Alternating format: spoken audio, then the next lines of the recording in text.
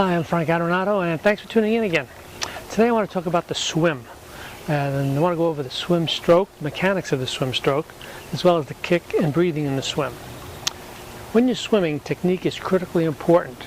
Not accepted that technique is important in all other sports, but you can muscle your way through a good bike or a good run. But if you have poor technique, whether you're swimming in the pool or in open water, if you try to go faster and stronger, you're probably going to get sloppy and splash a lot more and not see much improvement. You have to have good technique. So let's talk about the 5 elements of the swim stroke. There's the entry, the catch, the pull, the finish, and the recovery. I'm going to demonstrate each of those 5, and then, as I said, talk about the kick and breathing. Starting with the swim stroke. Okay, imagine I'm in the water, face down. Stroke begins with the entry. Entry starts within a high elbow. Your hand enters the water, fingertips first, approximately even with your forehead. And your hand comes into the water smoothly and stays shallow. You extend your arm to about 170 degrees and your arm stays at the side of your body. It doesn't come in the front, and you don't go all the way out to 180 degrees to a locked elbow. That's too far. So as I said, you're coming in with a high elbow. You're not plopping as you're entering the water. You're coming in smoothly, fingertips first. And when you finish at 170 degrees of extension, your arm is parallel to the surface of the water and fairly shallow. Second part of the stroke is the catch. The catch prepares the arm for the pull. It's a very quick motion, starting at the elbow, and your hand comes down deep. Again, staying close to the side of your body, not in the front. When you do the catch, it's important to keep your arm straight. Fingertips to wrist or elbow are straight. Don't bend the wrist. So we've come in 170 degrees, catch, and now the pull, which is the power part of the stroke. The pull starts explosively right at the beginning. The hand stays close to the side with the elbow fairly high.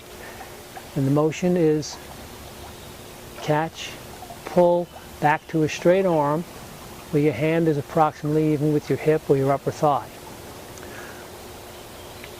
When you do the pull, also known as the in-sweep, there may be a slight S shape in the movement of the hand, and that's okay.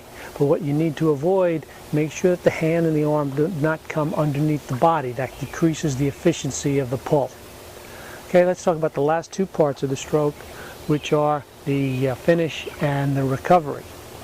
Side view shows the elbow high on entry, fingertips first, catch, pull, finish. When you come to the finish, you do bend your wrist.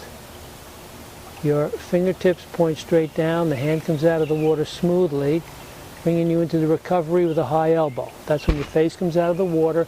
The chin comes fairly close to the shoulder, and you begin the next entry.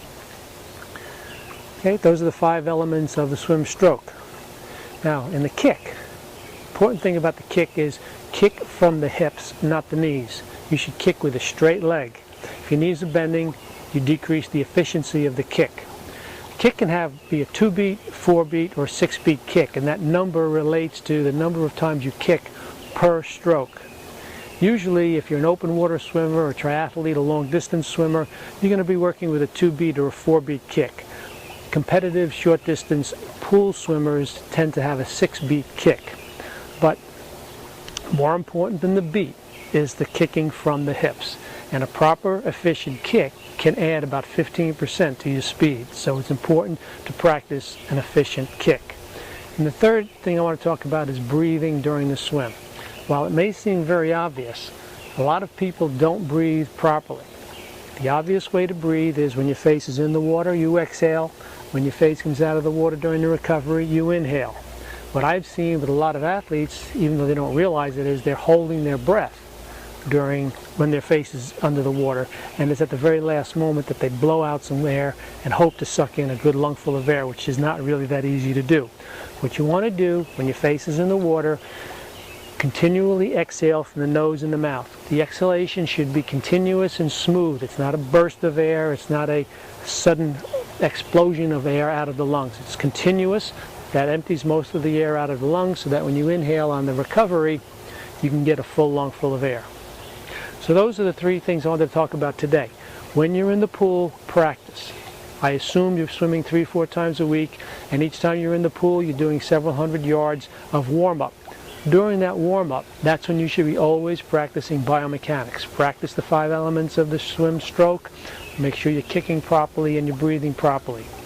If there's a coach on the deck, ask him or her to observe your swim stroke, or better yet, to take a video of your swim stroke. And then when you get out of the water, you can talk about what you did right, what you did wrong, and you'll know where to improve. Keep working on it, practice it until it becomes second nature and you're doing it correctly. And then when you get in a race, in the pool or in the open water, you know you'll be swimming as best as you can. That's it for today. Look forward to seeing you in another upcoming video. If you have questions or comments about the swim or any other topics you'd like to hear me talk about, send me an email. I'd love to hear from you.